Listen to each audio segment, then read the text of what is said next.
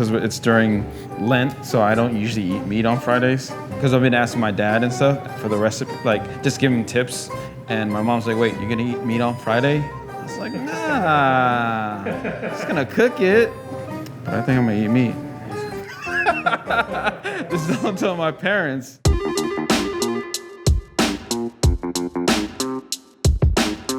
Hey guys, my name is Gil Payumo, chef, co-owner of Señor Sisig, and today we're making Lechon Kawali Sisig. First, you want to start with our pork belly, and you want a good combination of meat and with this fat cap, because that's what's going to give you the crispiness. And we want to cut this into like 3 pieces, about 3 to 4 inches each slice. So Lechon Kawali is a Filipino dish. Lechon is kind of like a roast pig. Today we're using pork belly, and Kawali is some kind of like a pot or a pan in Tagalog, a Filipino dialect. You know, it works together. You're cooking the piece of pork belly in a pot with some water, and also you're deep frying it. So I got a yellow onion, and we're just gonna use a quarter of it. Just do a quick rough chop, and we're gonna be placing this into the boiling water behind me. Next, we have some peppercorns that we want to put in it, about like 2 tablespoons. You want to keep these whole because they're going in the water anyway. Then we're putting some bay leaves in there, just regular kosher salt, about 2 tablespoons of that. Then we got some peeled garlic, about 3 cloves in there. So since you have the water boiling in the back, you have your pork belly that you cut up, and it's gonna cook for about like 45 minutes. And you want this to kind of tender up in there, and you're gonna check it from time to time. You know, it's hard to overboil this as long as you're not going like 2 or 3 hours or something like that. It's pretty tender. So I'm gonna take these pieces of pork belly and I'm gonna put it on a cooling rack, you know, letting it sit after a couple of minutes. The next step is, you know, take it to your fridge. Overnight is the best. So since the pork belly's been sitting overnight, now you notice it's definitely a lot smaller. It's drained out a lot of like some of the moisture, the fat, probably a quarter of the size, it kind of shrank. So you know some of the moisture has just been drained out overnight. And again, this is very important for you before you're deep frying any of your pork belly pieces. All right, our next step is kind of poking the fat cap with this weird tool that you have here. It's kind of like a tenderizer. It's a pork belly meat poker, or if you don't have this, you could use a fork, you could use some toothpicks, like some skewers. You know, you get this at the Asian market.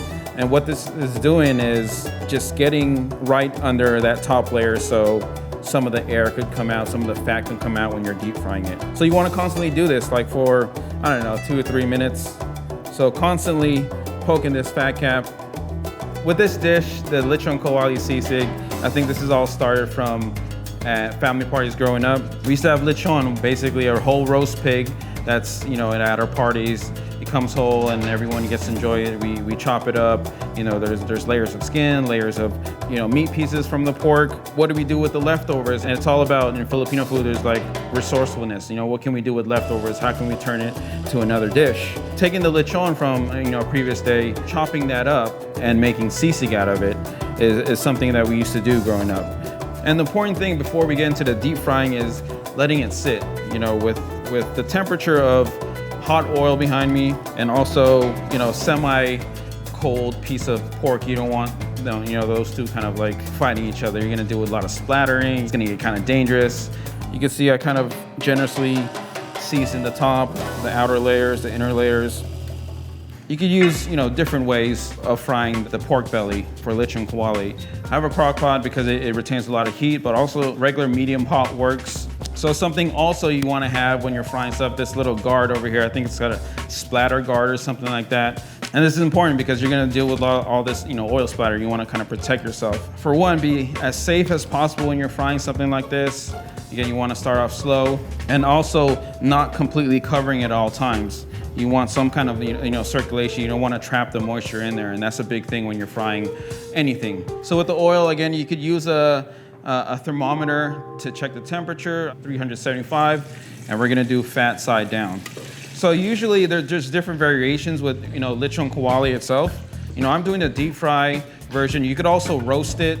You could also stick it in an air fryer. Deep fry is definitely the tastiest. Of course there's a lot of oil involved. So if it's not angry and it's not like shooting oil at you right now, this is like a good time for you to put another one. All right, I'm about to put the third piece. Again, you want to check the first piece I put in there to make sure it is getting some color on that fat cap. All right, got the third piece going in.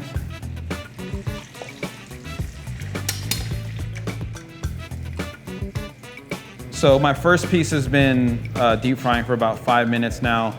Now it's time to turn that around on the meat side down, so to make sure we're getting both sides kind of deep fried. Also check your other meats to just make sure you're not overcooking them or anything. You could really tell by the color. If you're getting a little golden brown color on top of the fat cap, that means you're right on time. So it's been about 5 minutes on each side. This is our first step of taking that first one that we were deep frying and letting it rest. And the reason why we're letting it rest is because we want it to deep fry it again to get that extra crisp on top, especially if you're not satisfied with that top layer being really, really crispy. First piece looks really good. Again, the good way to test it is take your knife and kind of rub it on the top like this. I mean, it's not quite there, but once you start resting it again, it gets back to like, you know, a semi-room temperature, and you fry that again, it's gonna develop more of like the crisp on top. So we're halfway there. All right, I'm gonna take out these other pieces of pork belly. Since that last one is a smaller piece, I'm gonna go ahead and take that out now. And again, we're gonna let this rest for about, I don't know, probably like around 10, 15 minutes. I mean, it looks pretty good, but definitely not satisfied enough for it to be super crispy. So since I got the Lechon Kawali resting right now, we've been resting this pork belly for about 10 to 15 minutes, you know, cool down a little bit so we could do a double fry. Again, so we want it to get even more crispier because that's the highlighted part of the dish. Fat side down again. And this time you could go ahead and start putting them all at the same time. But definitely still be cautious because you never know what the oil's gonna do. So it's been about 5 minutes already deep frying in there, and I've turned it around, so make sure the meat side is down. I'm gonna start slowly taking it out and putting it back onto the cooling rack. Woo! So you can see the color changed a little bit more. You're getting more of the crackling top, and that's what we kind of want. And you're getting more of like the brown color. I don't think you can get more crispier than that. Especially later on when we're gonna start slicing it. Of course, you gotta cool it down, definitely, for another 10 minutes. So our pork belly's been rested, and now we're gonna start slicing it. So the first thing you wanna do is we're gonna slice it down the middle, and this is between the fat and the meat side. You can see it's fully cooked inside, and all the flavors should be all locked in there. And I'm gonna do the same to all the pieces. So this is probably like the best part. I mean, this is for all that work you've been doing, all that poking, all that deep frying, all that cooling. Let's go up top. So what we're doing is kind of chopping up in small pieces. And you already hear the crackling, and that's gonna be the biggest part in this dish, is the crackling part. Now you got the meat side.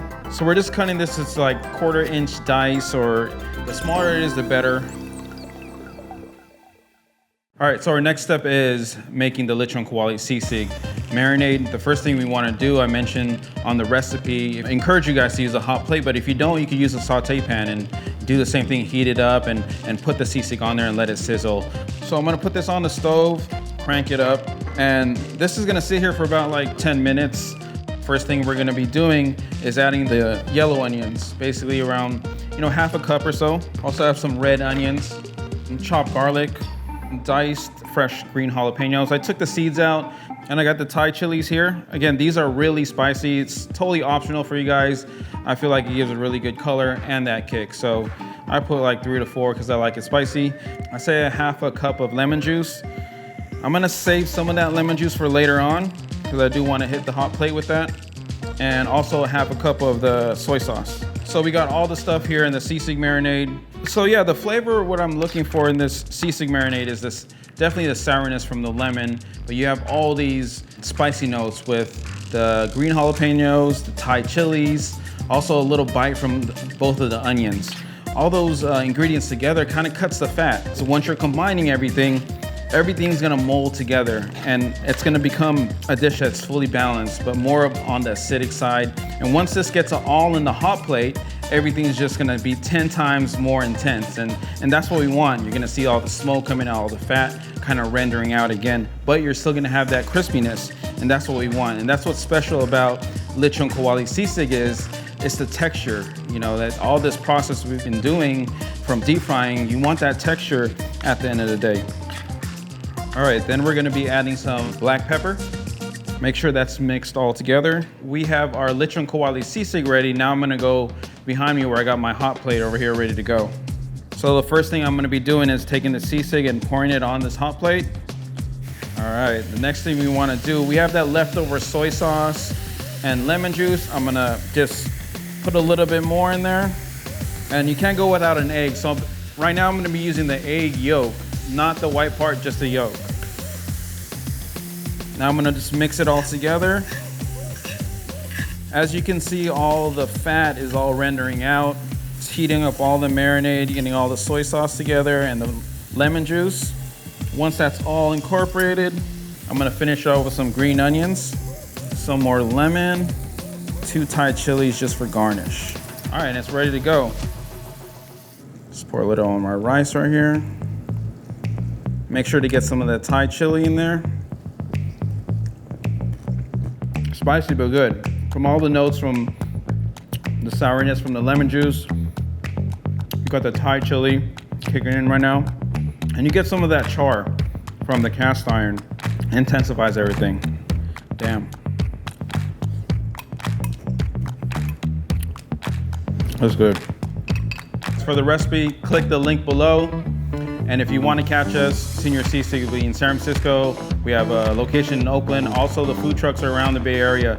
So come check us out at www.seniorsisig.com.